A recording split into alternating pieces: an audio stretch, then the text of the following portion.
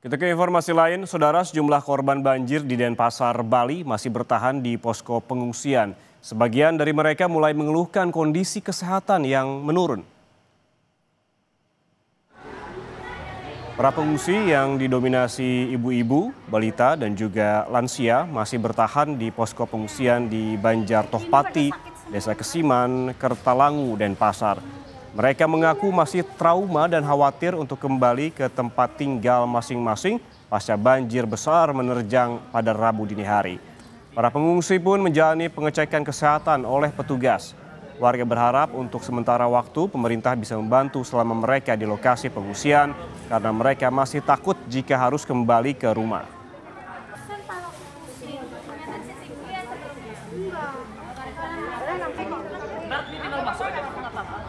Vitamin ini kan? Iya. Oh ya, minum dah sekarang.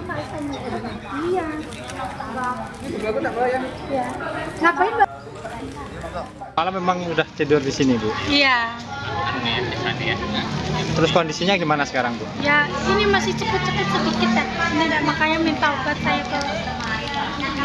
Karena stres itu jadi tensinya langsung tinggi. Kan nggak pusing aku, Pak. Barangnya semuanya udah hilang. Ya, lebih dari 500 warga Bali masih mengungsi akibat banjir yang menerjang 6 kabupaten dan kota di Bali. Kita akan menyapa jurnalis Kompas TV, Sinta Pramadewi, untuk mengetahui perkembangan kondisi terkini di Denpasar, Bali. Selamat siang, Sinta. Ini bagaimana kondisi para pengungsi di sana siang ini? Ya, baik Ian, Rahman, dan saudara. Saat ini pengungsi sedang menikmati makanan di sini, tepatnya di posko pengungsian di Tohpati, Kesiman, Kertalangu.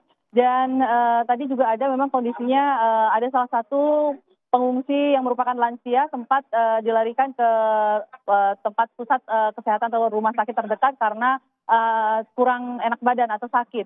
Nah, saat ini situasi di tempat saya barusan ada dari Kepala BNPB yang datang ke sini menyapa para pengungsi dan kemudian langsung menyerahkan bantuan. Ada selama masa tanggap darurat yang sudah ditetapkan selama sepekan ke depan, para pengungsi ini akan diberikan bantuan baik itu berupa bantuan dasar, makanan, minuman, termasuk tadi Kepala BNPB menyampaikan jika memang memerlukan pakaian, termasuk pakaian dalam yang mungkin sampai saat ini mereka tidak membawanya atau tidak ada karena banjir, itu bisa didata dan akan nanti diberikan bantuan oleh BNPB.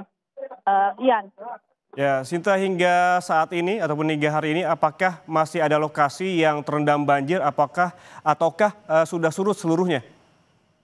Ya, baik Ian dan saudara, dari tadi yang disampaikan oleh Kepala BNPB bahwa masih ada satu titik yang masih terendam banjir, yaitu di basement Pasar Badung. Dan memang dari BNPB masih terus berupaya untuk menguras basement yang memiliki 2 lantai itu, dan sudah mendatangkan pompa-pompa air untuk memompa air di basement sehingga air di basement itu bisa segera surut dan bisa dilakukan penyisiran maupun evakuasi kendaraan-kendaraan yang ada di dalam basement. Selain itu, BNPB juga tadi menyampaikan masih terus juga melakukan pembersihan material dan juga tentunya mencari korban yang hingga saat ini ada dinyatakan 2 orang yang masih dinyatakan hilang.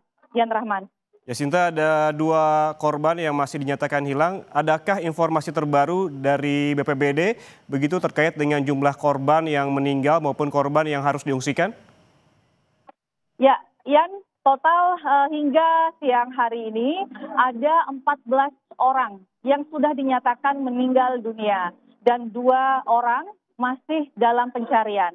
Hingga saat ini petugas baik itu petugas gabungan dari TNI, kemudian tim SAR masih melakukan pencarian daripada korban yang hilang, melakukan penyisiran dan juga pembersihan material. Selain itu, selain korban yang meninggal dunia, saat ini juga ada total sekitar 562 warga yang mengungsi dengan rincian 327 warga yang mengungsi di Kabupaten Jemberana dan 235 warga yang mengungsi di Kota Denpasar. Dan di mana di Kota Denpasar ini para pengungsi ini tersebar di beberapa titik-titik posko pengungsian yang sudah disiapkan, Ian. Baik, terima kasih jurnalis Kompas TV Sinta Pramadewi yang melaporkan langsung dari Bali. Selamat bertugas kembali.